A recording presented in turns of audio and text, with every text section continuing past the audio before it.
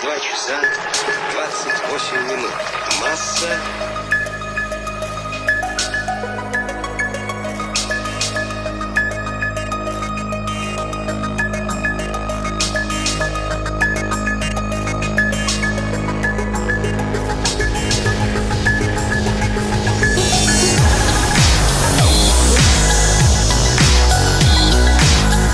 We choose to go to the moon.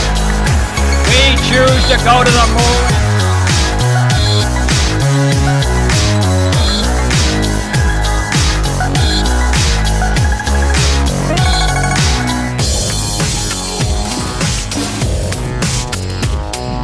One small step for man, one giant leap for mankind.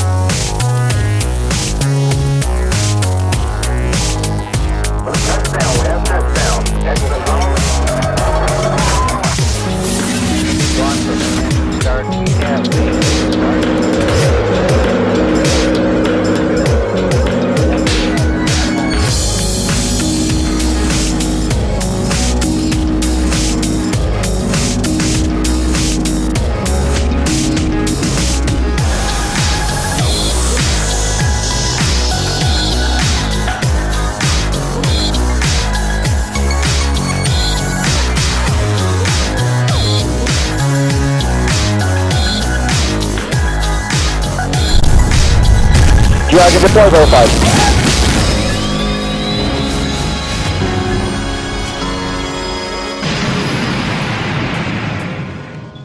Welcome to Spacevidcast 507 for Saturday, May 12th, 2012. My name is Benjamin Higginbotham. With me, as always, is the beautiful, lovely, wonderful, and talented Ariane Higginbotham. Will be your hosts for this awesome show. For those of you watching on YouTube On Demand, we're going to start off with some space news, and after the first break, we're going to jump to our main topic, which is the Liberty rocket announced by ATK. Was more of the crew, the additional announcements to the Liberty rocket. And then in the last half of the show, after the second break, we're going to talk, last third of the show, I suppose, we're going to talk about... The other half. The third half of the show. Half and the other half. Well, the show's long enough where you can split it into three halves. I'm pretty sure that works. Probably, yeah. Somehow magically. Okay. We're going to talk viewer comments from previous shows. But let's go ahead and get started with space news.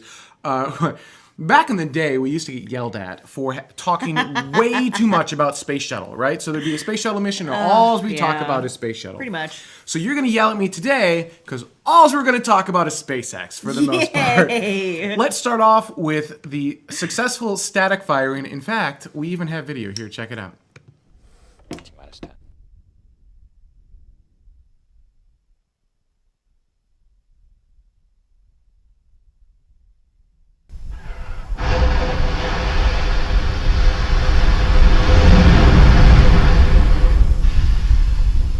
All stations avionics global, part of your terminal count abort. Now, It's like Vax said, don't blink. kind of. So the neat thing about the Falcon 9 rocket is that it can do these static fires. Right. And there was so much confusion in the comments on SpaceX's channel for the video that I figured I would clarify. It is designed to only run... The counter runs up to 3 seconds. Yeah. That's by design. It's just kind of a last-minute checkout of the entire system. Right. It was not supposed to launch. A static fire is not a fire on the pad made by, I don't know what they would assume. I think the confusion, though, came in with static fire, and it wasn't explicit that it was a 3-second static fire. So I think some people... me included. That was going to be a full duration test? Yes. No, they don't do full duration tests on the pad.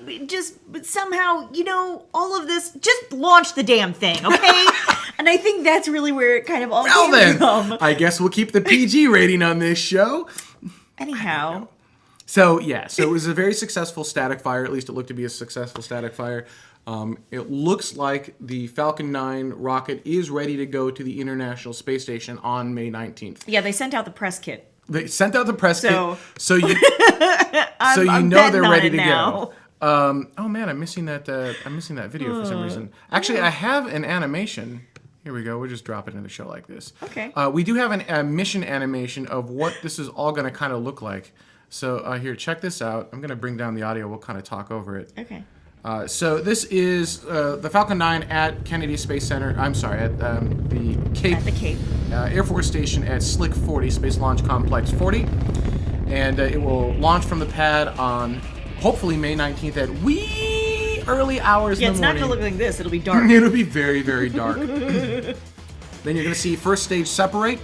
Just like this, from this camera angle. From You do- this, you from do the magic camera cameras angle. up there, right? Yeah, That'll do this. no, That's your no. job? Oh, Yep, so okay. then now you've got the second stage burning, and it's taking Dragon kind of to a, I was going to call it a parking orbit, but that's not quite right. That's a terrible way As to do that. Vax said, it's 4:55 a.m. Eastern Daylight Time.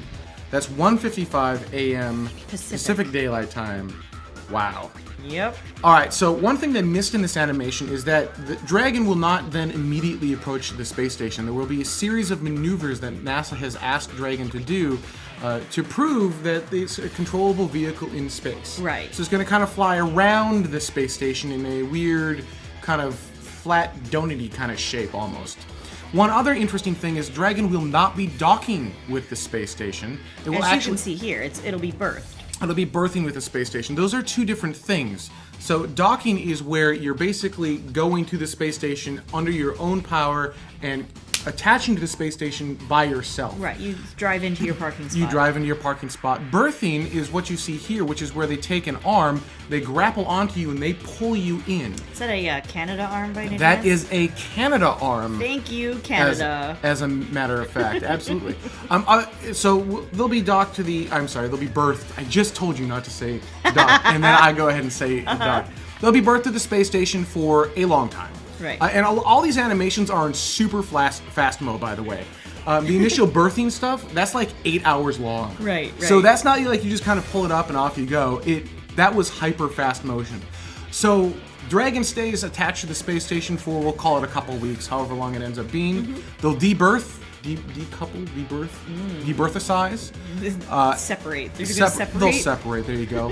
And one of the unique characteristics of Dragon, as opposed to most of the other vehicles capable of going to the space station, is that it can down mass, or it can take a great deal of weight back down with it. That's the capability that we lost with Shuttle. And so here you can see the parachutes to... Ooh, I have to go back to us. It's going to black. Oh no! Where did we go? You see the parachutes deploy, Yes. and it returns with whatever cargo we want to put on board. Splashdown. Splashdown. Because I said landed the other day. And That is wasn't a right. cargo-only vehicle. Yes. The Dragon at this time is not human-rated. Right. So there are no human missions to the space station at this time. Now, if you go to SpaceX, at their recent Spacecraft Technology Expo, Yes. at Space Tech Expo, I think on Twitter, Yep. they did show the prototype Dragon Rider. Yes. Which is the Dragon that would have 7 astronauts on board, just like Space Shuttle. And it's the one with the thrusters that allows you to land back on land.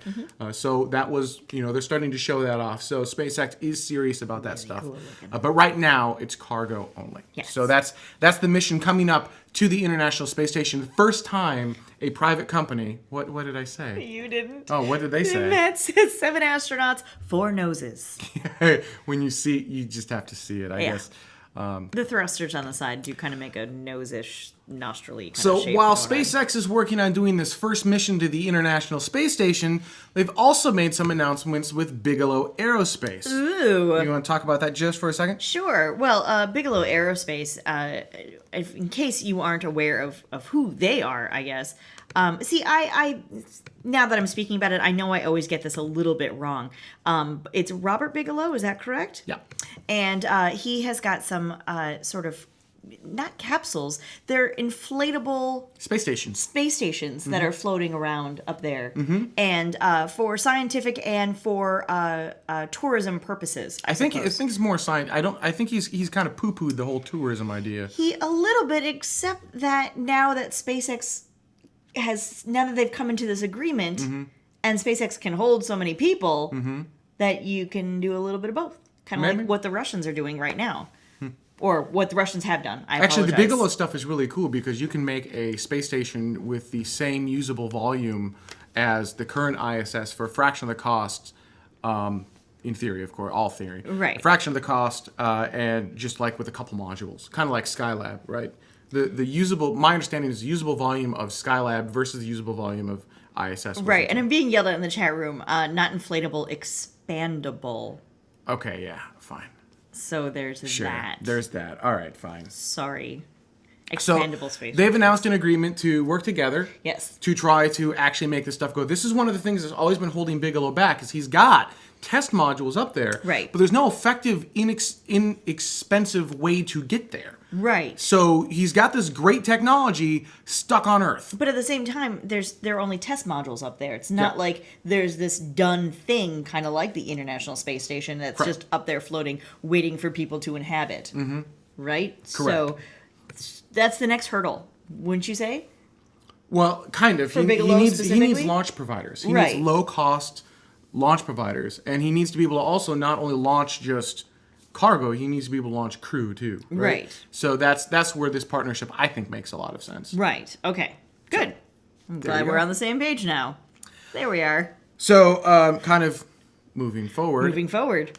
This was an interesting article, and I enjoyed making this graphic. Of course you did. So, is Texas forfeiting the private space race? And the article is basically about the idea that SpaceX, sorry guys, I know, lots of SpaceX Lots of in the show. SpaceX. But, they are kind of a big player, but even in Texas. So Yeah, no, there's they do that. have their test stand in Texas, but Yes. SpaceX is doing an environmental impact study Right. on a potential launch site in Texas. And the maybe, I mean, that's all I know was they're doing this study. They haven't said they're doing anything in Texas. They just Right. outside SpaceX of what they already very have. explicitly has never said that they're going to do anything else in Texas other than what they're already doing. Right. So let's make that really clear. Texas historically does not launch vehicles. Right. Right? That's Texas, the JSC part of NASA. That's after you've already launched. They Right. take control after the shuttles clear the tower, after you're in space, and then they run the rest of the mission. They are NASA mission control, basically. Right. They're not NASA launch place. No. So- that would be Florida. That- The thing is, though, that when you look at the where they are, Mm-hmm. their latitude, it's not that far different, really, from where Cape Yeah, is. but you have to fly over humans. Right. That's kind of the big thing, is that you have to fly over Disney World, basically.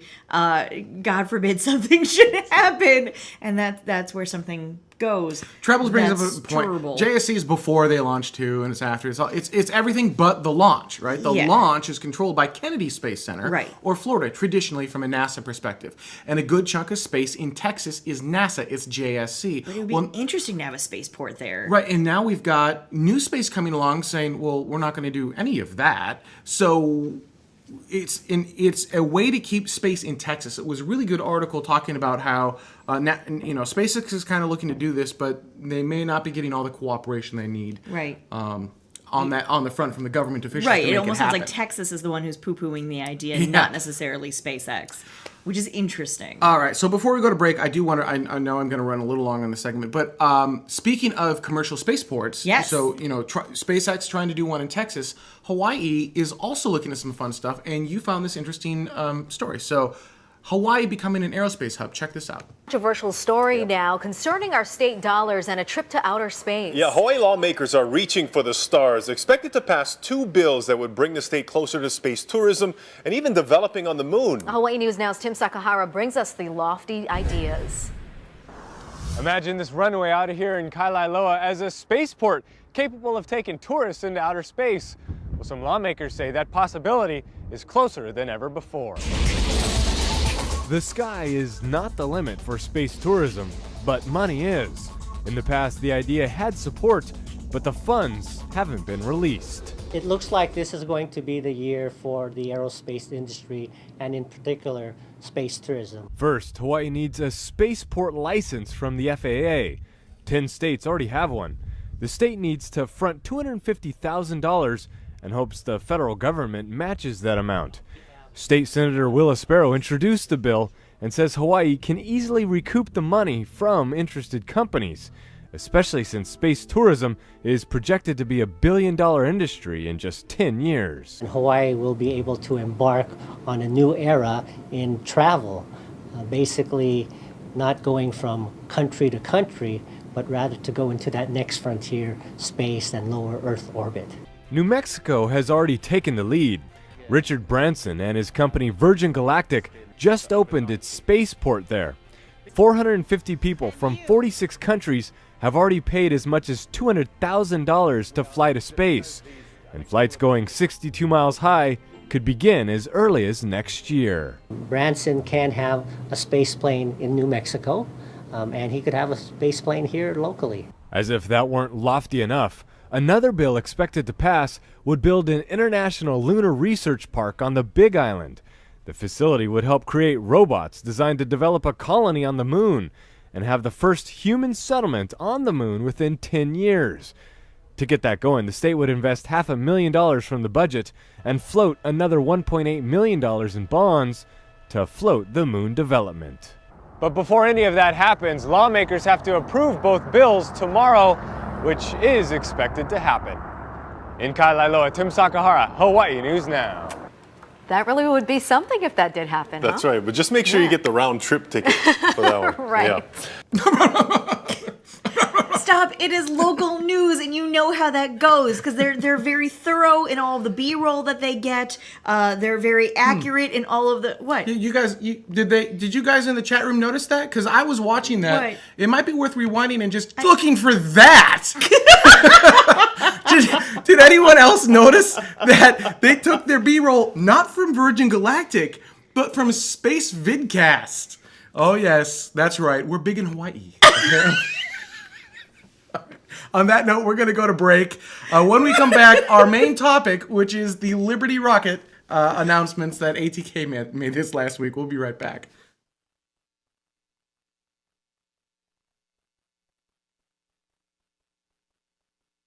My fondest dream is becoming an astronaut. I will see space and planets. I will hear the countdown clock. I will taste astronaut food on a mission. I will touch the controls. I will smell space. Inside, I will feel happy and excited. I wrote this poem.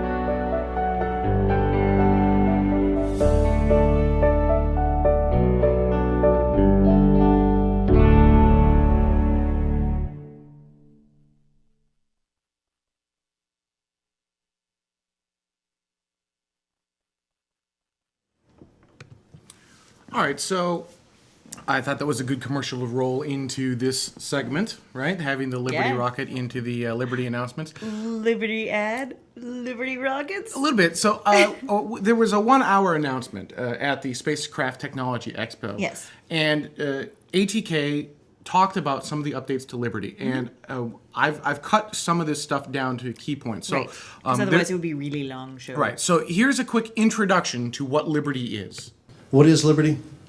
If we take a look at the launch vehicle, the first stage from ATK is a 5-segment version of what the 4-segment little brother was that has flown on Space Shuttle hundreds of times. The second stage comes from the Ariane V from the core. And then, but as we just announced, hey, we have a space vehicle now. So from the service module, the composite crew module, and the abort system, that's kind of the exciting news now that we have a total service. So the key thing that they were announcing isn't just that they've got the 5-segment solid rocket booster. This was designed and developed for the Ares 1 rocket from the Constellation program.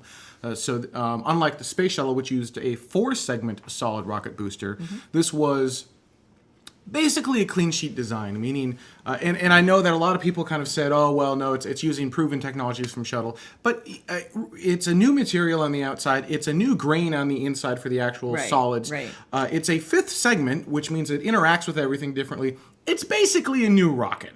But the nice thing is, because of Constellation, we've already tested it. We've gone through a good chunk of the testing. But a lot of people, because it is a solid motor as opposed to a liquid motor, have said, well, that's unsafe, right? Look at Challenger. They actually touched on that. So let's roll what they said about that. Our solid rocket booster, the joint was not as robust as it needed to be. So particularly if you flew it in cold weather, the joint leaked. The joint severed the strut that attached it to the rest of the stack, and it immediately turned into a fireball, and a very bad day for all of us Americans, especially that crew. In fact, that joint, if that motor had been on Liberty, that leak we probably wouldn't have even known about until we recovered the first stage. And that's kind of back to the point of my interactions. You want a system that's simple. So the joint in itself leaking started the problem, but had it not been pointed at a strut that it cut like a blowtorch, we would have gotten by that day. So that's actually a very valid comment, I think, right? So in the solid rocket booster, one of the O-rings, there was fire that blew through the O-ring. Right. That wasn't what caused the destruction of Challenger. Right. What happened was that then cut into a strut that was held by that giant external tank. Right. And that is what that huge boom that you saw, that's what that was. In fact, it's thought, I believe, based on the book Riding Rockets, they had blowouts before on the solid rocket boosters. The difference is they weren't pointed at a critical joint. So when you blow out, away from the vehicle, so what, Sort right? of wrong place, wrong time kind of situation. Exactly. And the point being made here is, from a solid standpoint, there's nothing. It's everything sits on top of it now. It's not side mounted anymore. Right. So if you do have a blowout, so what? Right. It doesn't matter. And because it's not a side mounted design anymore, which is inherently less safe than a top mounted design. Right. For multiple reasons. Columbia is another really good example of why side mounted does not make sense. Because it's top mounted, like basically every design moving forward now, you just have more safety there, right? If you start to lose the bottom segments, you can pull away. And now, the last thing that the space geeks really complain about when it comes to Ares 1 was thrust oscillation. That is it would oscillate. It would vibrate the bejeebers out of you. So they talked about that as well. What you see here is the stage, what will be the Liberty upper stage, and it is powered by the Vulcan 2 engine, which is provided by Safran Snecma. Again, that engine, as part of the Ariane V first stage, has launched 87 consecutive successful times. The chart here, this is ATK data, and what it shows, this is another one of the issues you've heard about in the past, I'm sure, thrust oscillation. Well, what happens with when you take our first stage and put it on as the second stage, compared to Ares 1, the tanks are actually flipped. You have the liquid oxygen tank on top, liquid hydrogen on the bottom, and when you then look at the complete stack, and this is ATK data, the blue is as it shows when you really take a conservative approach and look at all the issues set with thrust oscillation and how that could harmonize with that stack, and then compared to the lime green in the middle is Liberty, and you can see it basically becomes a very, very almost de minimis issue with the Liberty stack with our upper stage. So that's basically taken care of for the most part. And as was brought up in the chat room, you can have thrust oscillation on any vehicle, right? Right. It's bad to have on any vehicle. You just don't want to have it. You don't want to shake everything apart, basically, especially humans, right? There's a point where we just don't want to be shaked anymore, right? So those were some of the comments on the Liberty rocket. There is a lot of non-love for ATK. We'll put it that way. Even reading the chat room right now, just talking about this, there is a lot of non-love. So I would like to do my best to see if we can't wipe the slate clean. It's fair to note, ATK does not sponsor Spacevidcast. No. We're getting nothing from this. I just think that more commercial launch providers is better for the entire industry as a whole. And Which we've been saying from the start. Right now, ATK is paying for this out of their own pocket. So absolutely, a lot of this was designed under the Constellation program, but to get it to the stage that it's at right now, that was all out of ATK's wallet. Completely. They did not win COTS contracts or CC Dev or anything like that. In fact, they lost them, but they continued moving forward building the rocket. How many other space companies would be willing to do that? A small handful, certainly, but not all of them. So it just goes to show that they are serious about this. Now, well, and they cut like half of their workforce. They made their entire workflow so much more streamlined. And here's the key point. I think Hantner hit it on the head. And this is where a lot of space geeks take extreme issue. Yeah. I don't appreciate the ATK specialists, or as they were known, experts in Utah, who advised, I added that in for you, Hantner, who advised the creation of the last two congressional rocket systems using solid boosters, of course. That's the issue. When rocket scientists are no longer allowed to build the best vehicle and are forced by law to use a specific technology, people get upset. Right. Let the rocket scientists be rocket scientists and build the best and safest vehicle they can, and don't force a specific technology to save jobs down their throat, because that could cost lives. Right. And I guess that's my point, right? I mean, again, they slashed half of their workforce. They streamlined, they made things so much more safe in their entire organization and streamlined the entire process. Like, I really feel as though they're making huge strides to become way more agile. Not quite as agile as SpaceX is, right? I mean, they're still the underdog. They're still the kind of up and comer to a certain extent. They're definitely not nearly as big as Boeing, but I think ATK, where a lot of times we used to look at them as, ATK and Boeing and that kind of thing, I think they're almost they're just becoming more agile, and they're filling a more middle ground area that I think hasn't been filled or isn't being filled at the moment. Yes, I think so. Now, there's one of two ways this can go in the future. One, it could, yeah. One, ATK could have learned their lesson. It is possible. They can turn over a new leaf. It is completely I have met a lot of the people who are behind this rocket, and I can tell you they are very passionate. To them, it's not about politics. It's about building the best rocket they can build. It truly is. And they are the people who work at ATK, the ones who put a lot of this on. They are the ones who absolutely convinced me that they are serious about this, and that they really... they're not trying to be jerks. I mean, they're not trying to I don't know how else to put it, right? I mean, they're just as passionate as anyone who works at SpaceX or Boeing or NASA. It's not just a jobs program. We were really impressed with them. We were really impressed with them. But it is also possible that a down select will occur and ATK will just be chosen because they have their hands in politics so much that they will force it back onto the country again, which, just like Constellation and just like SLS, will create a very vile, nasty taste in the mouth of the space community. Yes. And I think in the long term, that would be very bad. The whole concept of down selecting rapidly is a bad one, in my opinion. Let the market sort itself out on its own. But agreed. There you go. Those are the two ways this could go. Right. But I wouldn't hate on Liberty just because you've hated on them in the past. Right. Yes, exactly. I'm not saying that on air. No, I'm not either. But that was funny.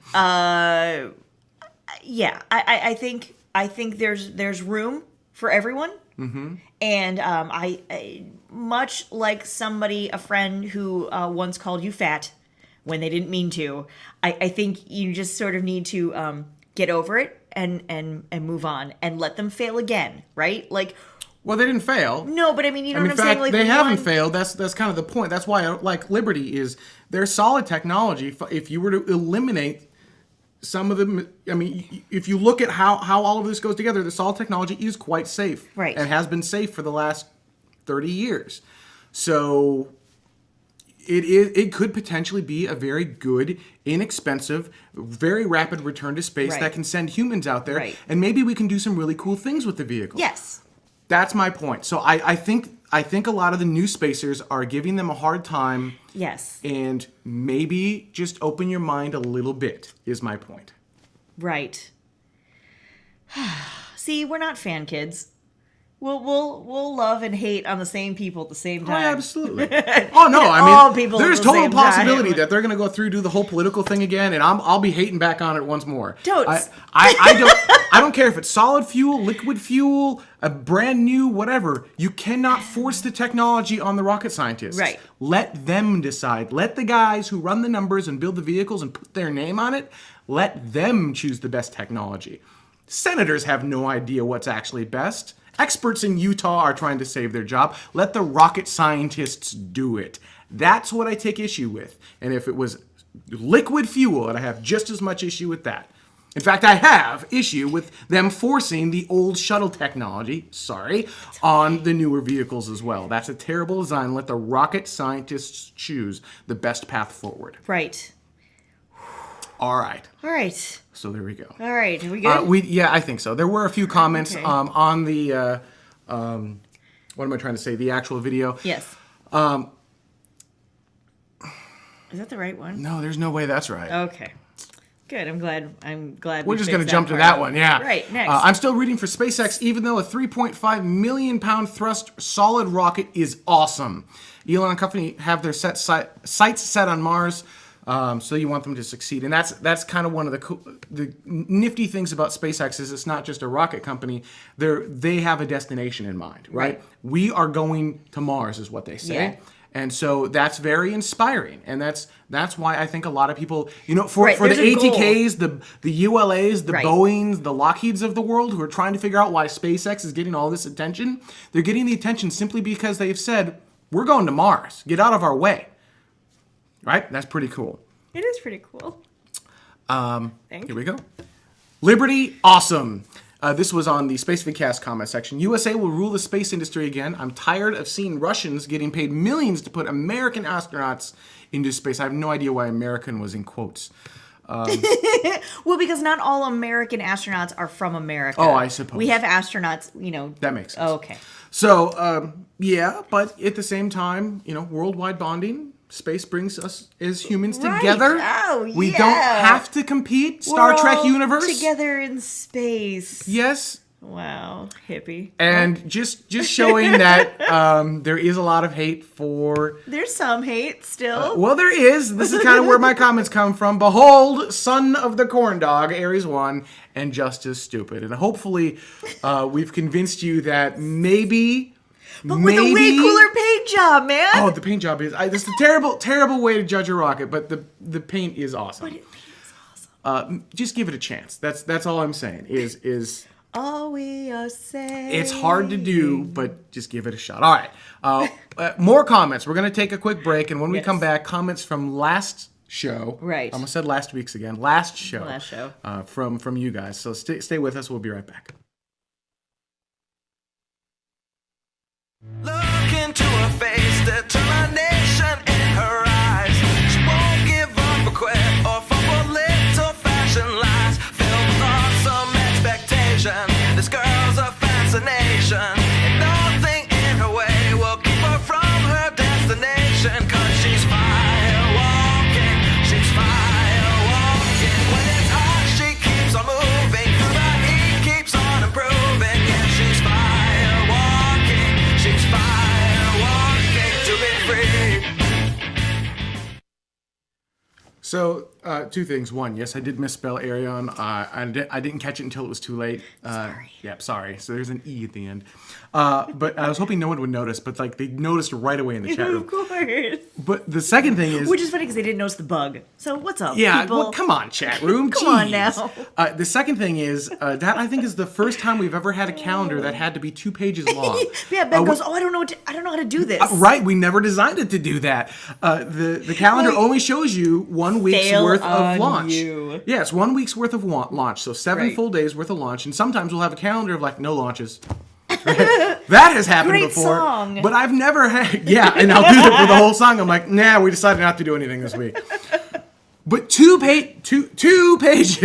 pages of launches. That's what that was. So go back, check that out. That is 6 launches in the next 7 days. I think it's May 17th is a very popular launch day. Apparently, I think 15th and 17th. 15th and 17th, Yeah. absolutely. Good yeah, times. so that was fun. All right, so let's do some comments from you, the viewers. And by the way, the easiest way to get on the show, if you want to hear your name on the show, you want to be part of this thing we're doing right here, easiest way to do that is leave a video comment. Just get on, give us 60 seconds of what you thought for this show, what you thought about Liberty, why you think it's good or bad, why you will or won't give it a chance, what you think is going to happen. Just quick little, this is what you think. And how I made some really good points. And how Carrie Ann made some All really about good points. myself. That we love your comments. We love them so much. Here's some from last show. We've got 2012 is a big year. First planetary resources, then in August Curiosity is supposed to land. What else? Well, of course, we've got SpaceX doing their thing, right? So SpaceX is launching the International Space Station. That's going to happen this year? That will hopefully happen this year. Oh, hush you. That was supposed to happen last year. Just a few more. We've got Virgin Galactic. There's a high possibility. I say this hesitantly. There's a high possibility that they're going to begin tests with their engine. Finally, maybe someday in the next 10 years, and they're. Oh, come on. They're doing it safe, and that's the right way to do it. But, you know, I'm impatient. We've got X-Core. They're potentially going to beat Virgin Galactic because they're just taking so long. So, and Orbital. Orbital's doing their stuff. Another great tech. So there's a lot of really great stuff happening in 2012. There was a tweet from Neil deGrasse Tyson saying how if 2012 continues the way it's been going, we're going to look at it as a year of remembering 50th anniversaries only. And I could not disagree more. We are doing more innovation and more awesome stuff in 2012 than we have done in a very long time. And you don't just in 1 year go to the moon. You have to do baby steps. And you look at what SpaceX is doing, you should be inspired. You look at what Orbital's doing, you should be inspired. You look at what ATK is doing, paying for that rocket out of their own pocket, you should be inspired. You look at what X-Core and Maston and Armadillo and Virgin Galactic are doing, you should be inspired. All of this is happening this year. So, for shame, Dr. Tyson. For shame. All right. Yeah, that happened. Just one little tweet. We talked last week about Hermes. Yes. That was the kind of home-built Kickstarter kind of thing. Yes. I think the point made during the Hermes segment is perhaps the most important, that the necessity for average people to become informed and active in the development of this technology is essential, rather than leaving it to government and corporations. Here's the thing here. What is the thing? Here's the thing. Please tell us. I just don't see people, and I know the chat room's going to throw up Copenhagen suborbitals, but I don't see this space technology in the next decade or two being something that you can do in your garage. It's very complicated. It's very expensive.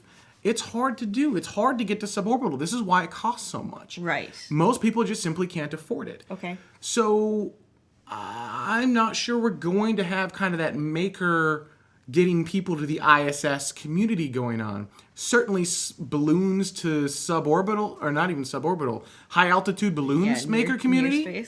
Near space. Right. Sure, maker stuff can do that. But as soon as you get past near space, I think you've gone past what the maker community can do. Although, challenge maker community, prove me wrong. Can you get past near space? Can you actually go suborbital and send something relevant? I don't want to see cheese or a little itty bitty card, right? I want to see something substantial moved into space, something worthwhile, right? I'll accept baby steps. It doesn't have to be a human, but, or as Carl Sagan would say, human, but something, right? He does.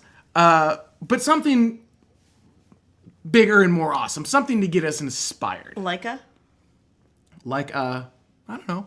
You can pick. Like what? The dog. Oh, yeah, dog would be great. Although it would be bad if the dog didn't survive. I thought you said like a, and I was like, what? Like a what? Thank you. Kim understands. Leica. The big boys don't have a single stage-to-orbit rocket that is fully reusable and has turnaround time of 2 days. That's what will make it many times cheaper, but it's more of a plane than a rocket. This is in reference to Skylon, by the way, for the last week's show.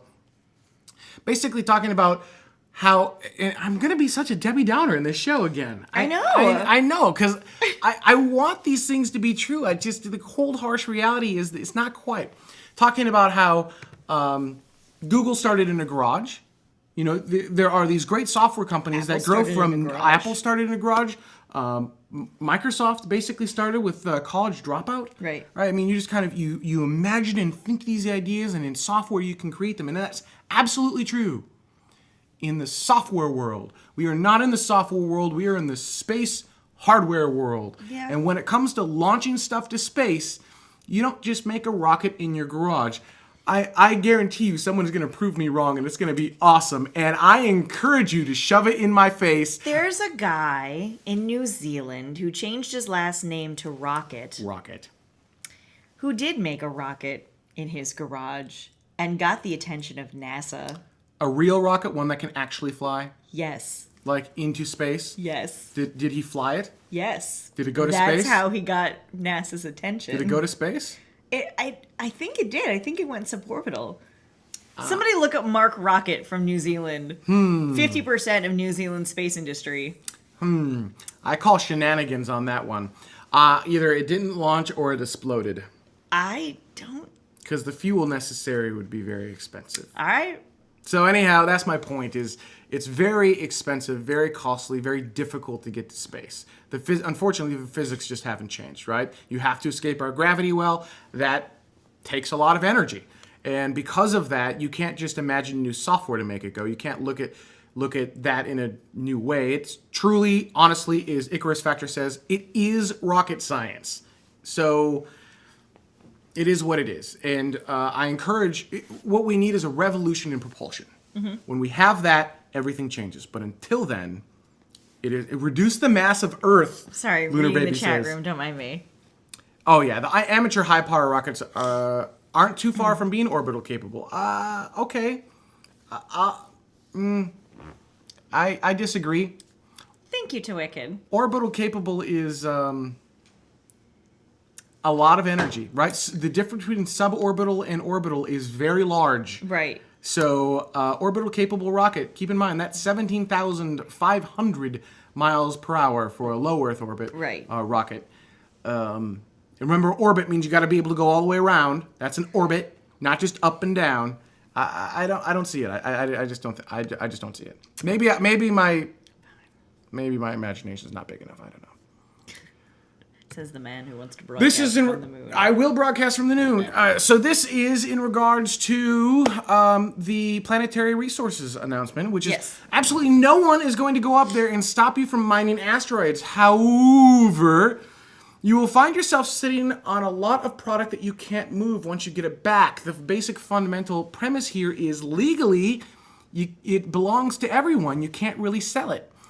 Yeah, but isn't like possession like 9/10 something? Yeah. Right. I got the stuff. You can't get the stuff. I sell you the stuff. Now you got the stuff. Like, isn't that how that goes? Well, that was very technical of you.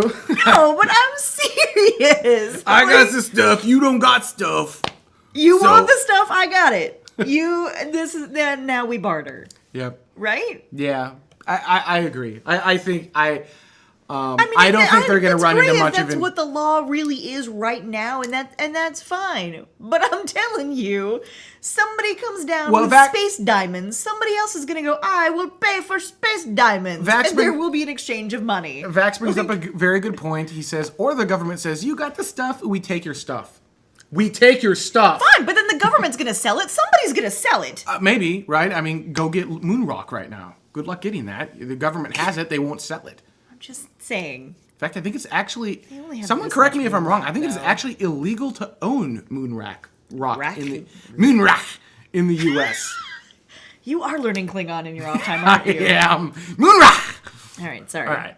This one was on the Spacevidcast comments section. Yes. Bring on the 12 minutes of hell for the Mars Science Laboratory, because my friends who are not at all space nuts love the idea that we're landing a Mini on Mars. Mini being Mini Cooper, as Mini Cooper. Car. This is the largest rover we have ever landed on the Red Planet. It's freakishly huge. It is for being a rover. For being a rover, it's kind of a tiny car. Yeah, absolutely. It is. Yeah, it's going to be interesting. The Sky Crane, we've talked about it a lot. The Sky Crane system is quite interesting. So that's our show for this week. Thank you so much for joining us. Remember, leave your comments on the Spacevidcast site on YouTube. Leave those video comments. We want to bring those into the show. We want to hear from you guys, right? How crazy am I? Am I just not, am I uninspired? Am I being too cynical? Can we do this? You know, the chat room is saying that amateur rocketry can do it. I'm saying shenanigans. I'm not saying forever, right? By the way, I'm just saying not now. We're not within the next decade or two. Oh, right? All right. That's a long time, though, right? That's time. 10 to 20 years. Yeah, think about where we were 10 to 20 years ago. But think of where, sure, right? As a society, think of where we were 10 to 20 years ago. But then also think about where we were 10 to 20 years ago when it comes to space.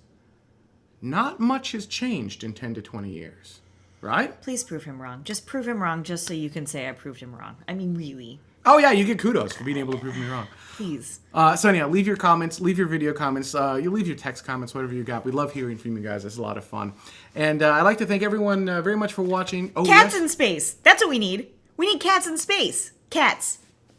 Is that like laser cats? What is that? Sure, laser cats. That's fine. I don't even know what's going on. All right. Cats in space. All right. We're heading out. See you guys next week.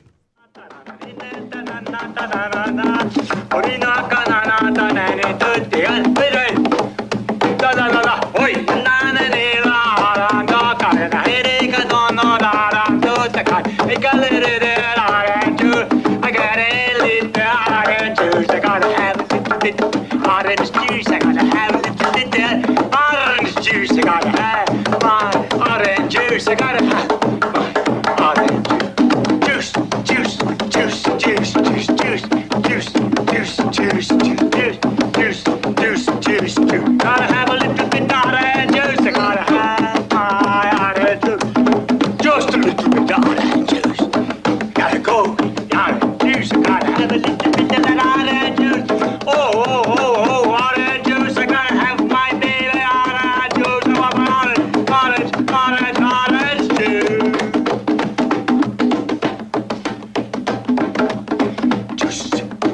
Juice. Give me orange juice, I gotta have my orange juice. I gotta have my orange juice. I gotta have my orange juice. I gotta have my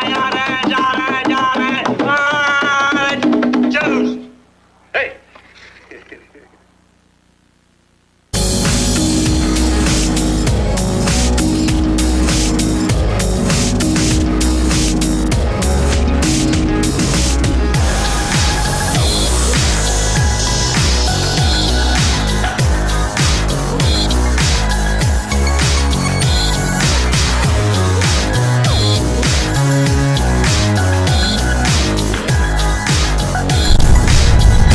Dragon deploy verified.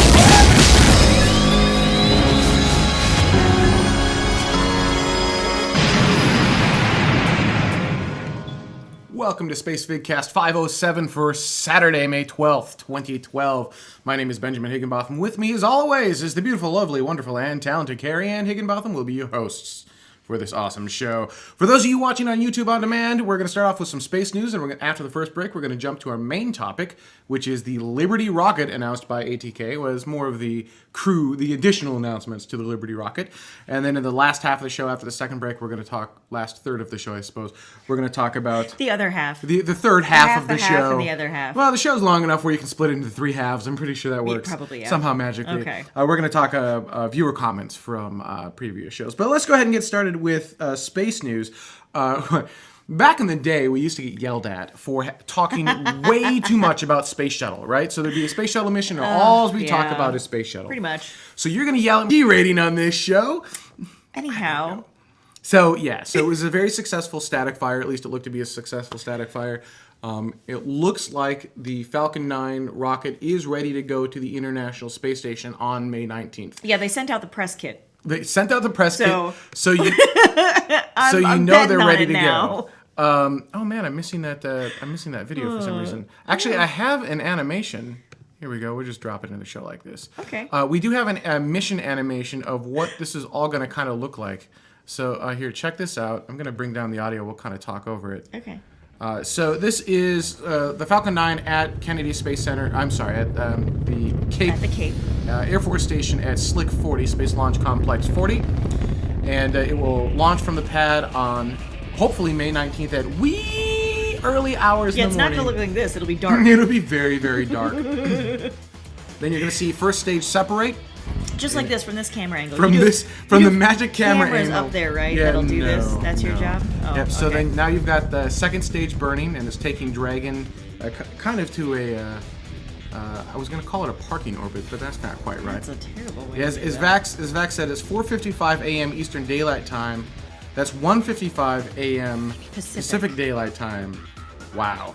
Yep. All right, so one thing they missed in this animation is that the Dragon will not then immediately approach the space station. There will be a series of maneuvers that NASA has asked Dragon to do to prove that it's a controllable vehicle in space. Right. So it's going to kind of fly around the space station in a weird kind of flat donut-y kind of shape almost. One other interesting thing is Dragon will not be docking with the space station. It will As you can see here, it'll be birthed. It'll be berthing with the space station. Those are two different things. So docking is where you're basically going to the space station under your own power and attaching to the space station by yourself. Right, you drive into your parking spot. You drive into your parking spot. Berthing is what you see here, which is where they take an arm, they grapple onto you, and they pull you in. Is that a Canada arm by any chance? That is a Canada arm. Thank you, Canada. As a matter of fact, absolutely. So they'll be docked to the. I'm sorry, they'll be berthed. I just told you not to say dock, and then I go ahead and say dock. They'll be berthed to the space station for a long time. Right. And all these animations are in super fast mode, by the way. The initial birthing stuff, that's like 8 hours long. Right. So that's not like you just kind of pull it up and off you go. That was hyper fast motion. So Dragon stays attached to the space station for, we'll call it a couple weeks, however long it ends up being. Mm-hmm. They'll debirth, decouple, debirth, debirthicize. Separate. They're They'll gonna separate. separate, there you go. And one of the unique characteristics of Dragon, as opposed to most of the other vehicles capable of going to the space station, today, because all we're going to talk about is SpaceX for the most part. Let's start off with the successful static firing. In fact, we even have video here. Check it out.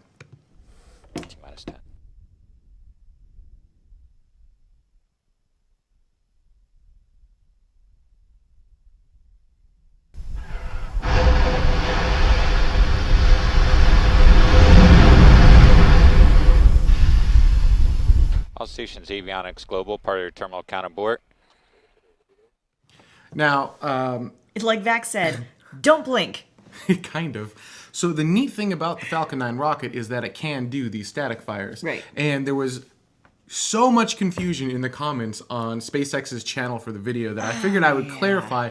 It is designed to only run, the counter runs up to 3 seconds. Yeah. That's by design. It's just kind of a last minute checkout of the entire system. Right. It was not supposed to launch. A static fire is not a fire on the pad made by, I don't know what they would assume. I think the confusion though came in with static fire, and it wasn't explicit that it was a 3-second static fire. So I think some people, me included, That was going to be a full duration test? Yes. No, they don't do full duration tests on the pad.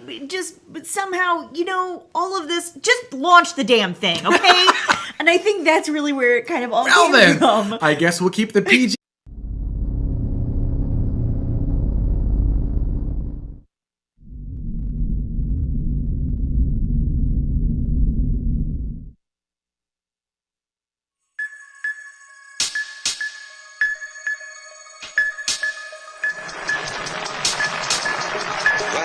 часа 28 минут.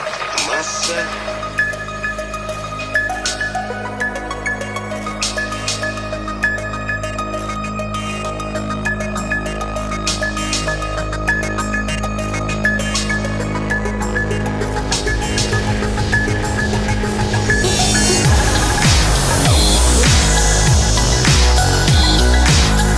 We choose to go to the moon. We choose to go to the moon.